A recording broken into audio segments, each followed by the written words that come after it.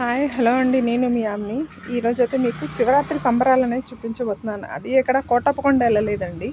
ఈ ఇయర్ అయితే కోటప్పకొండ వెళ్ళలేదు, ప్రతి సంవత్సరం వెళ్తాము. కానీ ఊళ్ళో జాతర అయితే చూడండి ఏ రేంజ్లో ఉందో.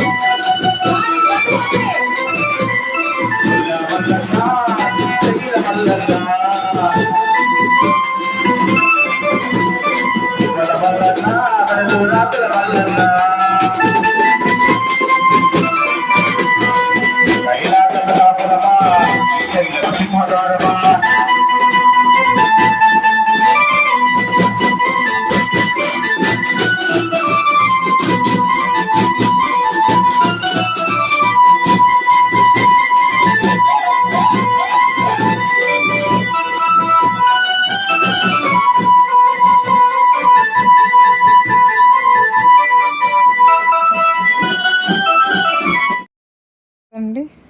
ఈ జాతర అయితే మాకు ఉంది. ఇది ఈ టైమే కాదండి, ఈవినింగ్ 6 నుంచి స్టార్ట్ అయింది. 6 నుంచి స్టార్ట్ అయ్యి నైటు 12, 1 వరకు కూడా ప్రభలు వస్తూనే ఉన్నాయి.